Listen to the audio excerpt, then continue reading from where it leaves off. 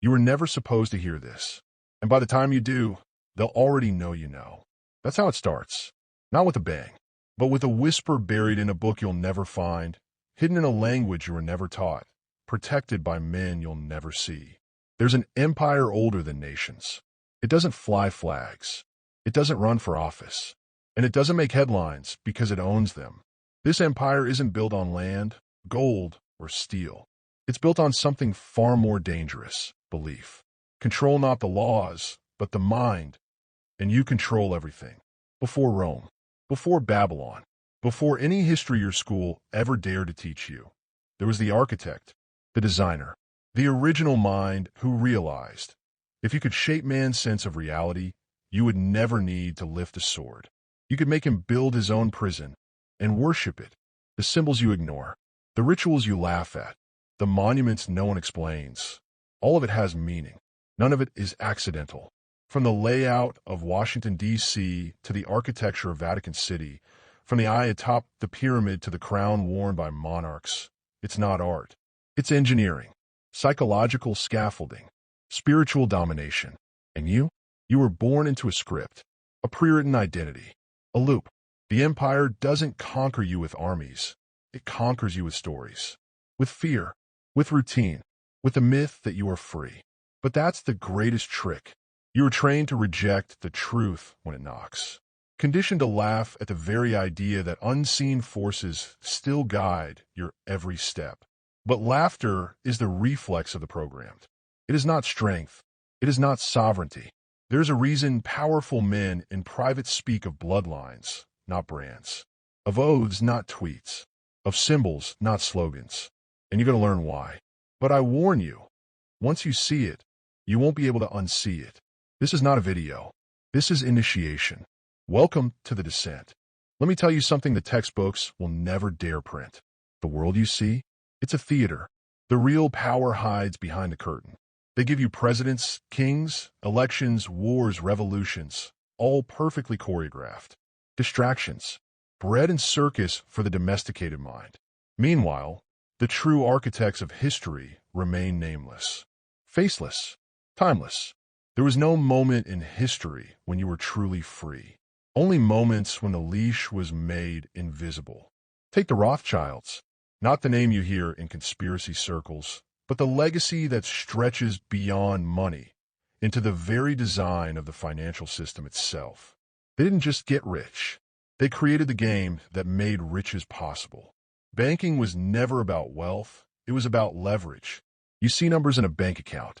They see levers. On nations, on wars, on bloodlines. Even the wars you thought were about liberty or justice.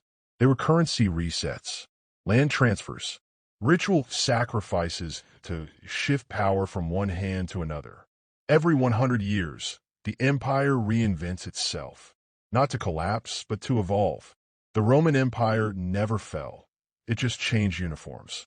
The Vatican became the vault of ancient authority. London became the banking headquarters. Washington became the military arm. And now, Silicon Valley is the new temple of control. But here's the trick. You were taught to look at history like a straight line. It's not. It's a spiral. The same hands write the script again and again, with different names, different nations, same goal: total ownership of the human soul. You think you're too smart to fall for it, that you're awake because you saw a few documentaries, that you understand the system because you read a book or two. That's cute. Real knowledge? It costs something. Your comfort, your illusions, your identity. That's why so few pursue it. Because once you open that door, you realize the monster isn't outside. It's inside everything you trusted. And now you're standing at the edge of that door. One more step and your old world burns. But maybe, just maybe, that's the fire you were born to walk through. The empire doesn't need to hide its power. It only needs to hide how it controls you. You were taught to fear tanks, missiles, and dictators.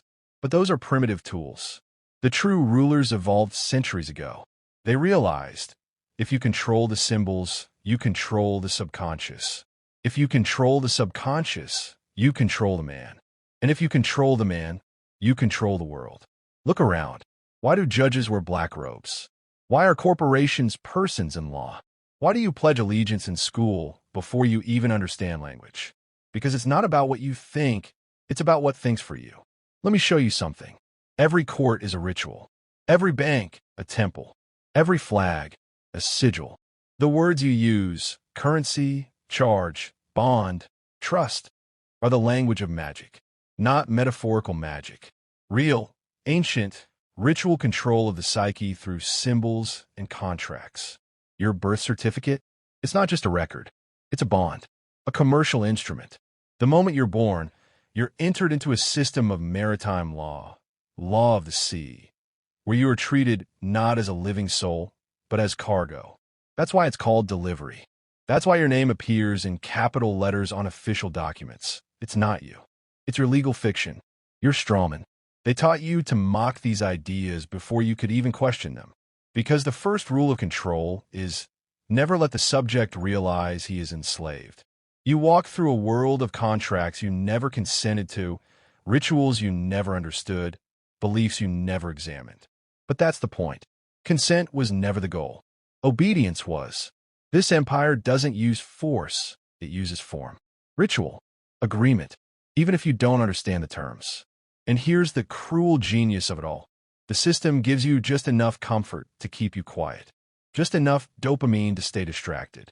Just enough fake freedom to confuse the cage for a kingdom. You weren't just conquered. You were seduced. And the deeper you look, the more you'll see that everything you thought was normal, sacred, even good, was built to make sure you never see the cage. But you're seeing it now, aren't you? And once seen, the illusion dies. Are you ready to go deeper? Let's talk about gods. Not the ones in temples. Not the ones in scriptures.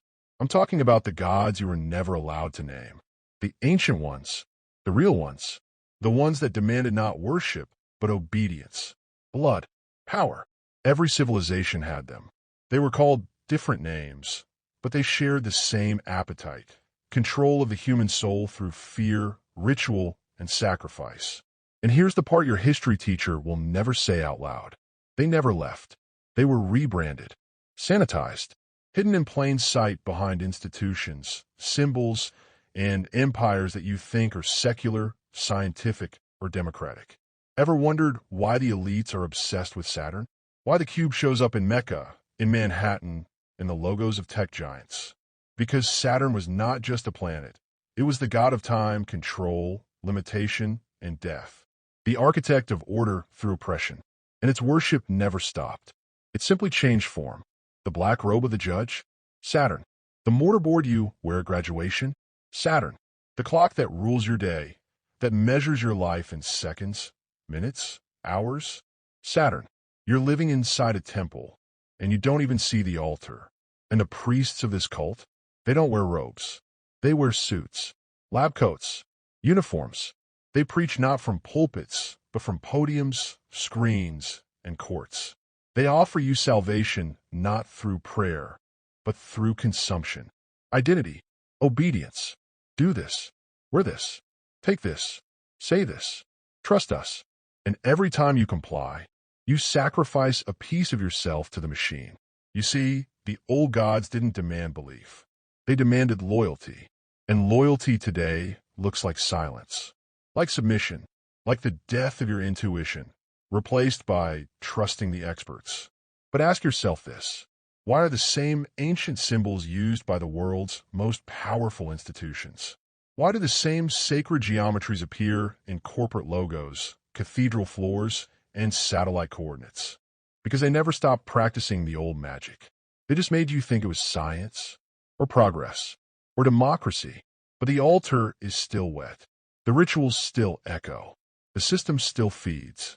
Only now, the sacrifice is your awareness. Ready for the next layer? Let's talk about blood. Not metaphor, not poetry. Real, ancestral, binding. The ancient empires understood something modern man has forgotten. Blood is memory. Blood is code. Blood is contract.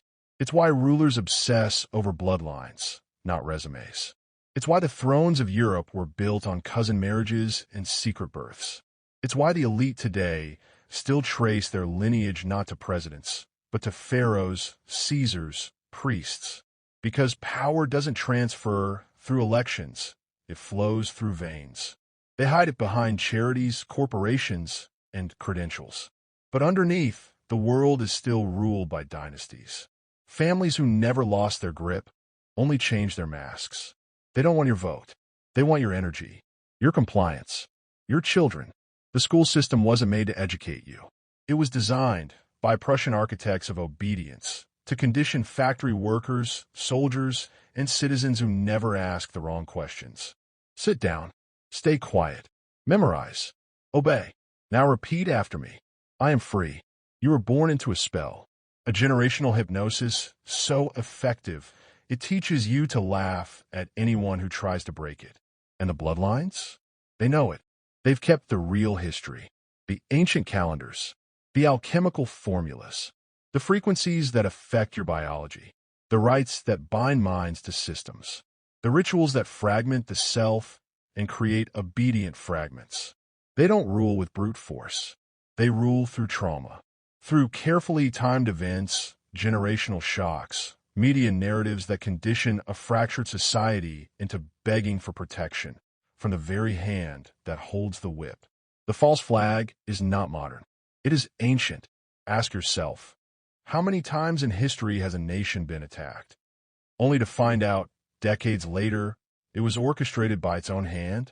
And how many of those events were followed by sweeping control laws, mass surveillance, psychological operations?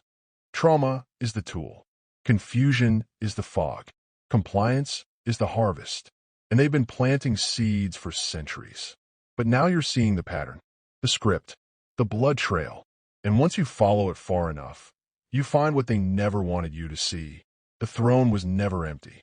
You were just never invited into the room. Now we tear off the modern mask. You think technology is neutral? That your phone, your screen, your feed is just a tool? No, it's the new priesthood, the new pulpit, the interface between you and them. Because if ancient empires ruled the body and industrial empires ruled the economy, the digital empire rules your mind. You don't scroll, you're scrolled. Every algorithm is a ritual. Every update, psychological operation. Every term of service you never read is a silent oath of submission. They don't ask for your belief anymore. They manufacture it. You think the screen in your pocket is a convenience? It's a confession booth. It listens. It learns. It shapes. It feeds you the thoughts you think are yours. It builds the echo chamber. It selects your enemies, your outrage, your desires. It doesn't censor to silence. It censors to curate who you become. And while you rage at your neighbor over politics, gender, rights, or race, the real engineers smile. Because you're not a threat. You're a product. Tailored, tracked, tamed. And at the top of that system, far above the influencers, the billionaires, the visible power brokers, sits a new order, not of government, but of perception. The World Economic Forum, the Council on Foreign Relations, the Trilateral Commission. Not conspiracy, they publish their plans openly. You just weren't trained to see it. They don't need to hide it.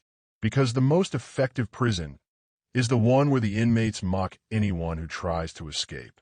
But you've already seen the cracks, haven't you?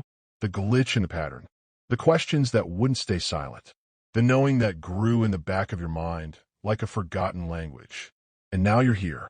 So I'll ask you to do something dangerous, something symbolic. Comment the phrase, "The throne was never empty." The throne was never empty. Write it twice. Stamp it into the algorithm. Let it know. You're no longer the product. You're becoming the architect. There is a sacred contract they never wanted you to read. It wasn't signed with ink. It wasn't filed in any court. It was forged in the ether, between your soul and the system. You entered it unknowingly. The moment you were issued a certificate, a name, a number, you were claimed, not as a man, but as property, a unit, a node, and the system smiled, because now you were owned. Owned by law you never understood, governed by codes you never questioned, bound by a silence you were taught to call freedom. But here's the riddle they've hidden for centuries. If the system only works with your consent, what happens when you withdraw it? They fear this question more than war, more than rebellion, because this one question threatens to collapse the entire spell. The sacred contract was never lawful. It was psychological. It was spiritual. You were tricked into believing that identity comes from license. That legitimacy comes from permission. That existence requires validation from above. But the truth is older than law.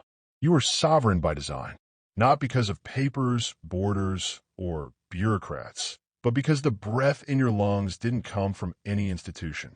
And when a man remembers this, he becomes ungovernable, not in chaos, but in clarity, not in rage, but in silence, not in protest, but in presence. You don't break the system by fighting it. You break it by no longer needing it. You step out of the game. You stop playing the role. You remove the mask they gave you at birth and speak your true name into the dark. That's what they fear. Not violence, but awakened stillness. Because one man who remembers who he truly is becomes more dangerous than an army. And when 10 men remember, a kingdom cracks. So ask yourself, what part of your identity was given to you by those who wanted to control you? And what part was forged in silence, suffering, and truth? That second part? That's you. The rest is conditioning. And the contract? It dies the moment you stop honoring it. Are you ready to see who signed it? It's time you met the architects, not the faces on your currency, not the names in your history books. Those are the shadows, decoys placed between you and the real puppeteers. The true architects don't campaign. They don't speak. They don't need to, because they built the board. They decide the rules. And everyone else, from kings to tech CEOs to presidents, are just high-ranking players. You've heard whispers of them. The hidden orders, the bloodline councils, the 33rd degree meetings, the accidental gatherings of power at Davos, Bohemian Grove, or inside the Vatican's sealed libraries. It's not myth. It's method. And their structure is older than any nation-state. It is ritual-based. It is oath-bound. And it is obsessed with one goal: preserve control through illusion. They operate through compartments. Compartmentalization is their defense. That's why most people working within the machine have no idea what they're truly part of. Each only sees their fragment, their layer. The banker thinks he's just doing his job. The judge believes in justice. The scientist swears by data. The teacher thinks he's helping kids. But at the top, the blueprint is clear. Create dependency, divide loyalties, feed fear, suppress sovereignty. And above even that, there's another layer few ever glimpse: the symbolic governance, where numerology dictates timelines, where ancient festivals align with world events, where coincidences follow precise occult patterns. 9/11, numerological ritual, global lockdowns, mass initiation rites. You think they operate in chaos, but chaos is the method. Controlled demolition over and over again so they can rebuild in the shape of their next phase. And the most dangerous part? They tell you everything in plain sight, not to mock you, to fulfill their code, their karmic law. If the cattle consent, even through ignorance, then the ritual is clean. That's why they publish the plans. That's why the symbols are on the dollar bill, in your favorite movies, in corporate logos, in public architecture. Because as long as you don't understand, but still comply, they're clean. But if you do understand, if you see the ritual and reject the contract, you become unpredictable, uncontrolled. You become what they fear: a sovereign spark, a virus in the code. And what happens when that virus spreads? There's one final phase to their blueprint, one last trap. And it's the most seductive of all: integration. After centuries of war, colonization, psychological programming, false revolutions, and simulated freedom, the empire is preparing its masterpiece. A system so complete, so efficient, so invisible, that rebellion becomes mathematically impossible. They call it progress. You'll call it convenience. But make no mistake, it's a cage. And that cage has a name: digital identity. They want your DNA on file, your biometric signature mapped, your behavior indexed, your consciousness uploaded, your freedom revoked by algorithm. This is not paranoia. It's protocol. Look around. Cash is disappearing. Borders are becoming databases. Health records are now access passes. Social credit is being tested. And every screen in your life is watching you. You think your data is just numbers? No, it's your soul in code, your patterns, your choices, your psychology rendered into ones and zeros and handed to a machine that knows you better than your own mother. And the machine doesn't judge. It sorts, it categorizes, it decides who eats, who speaks, who disappears. The architects are merging man and machine, not to liberate, but to finalize ownership. The new contract is digital. No paperwork, no borders, just a number, a key, an app. And once it's in place, sovereignty dies. Because how do you rebel when your survival depends on your score? When you can't enter a store without facial recognition? When your voice is flagged in real time for disinformation? When your entire identity can be deleted with a keystroke?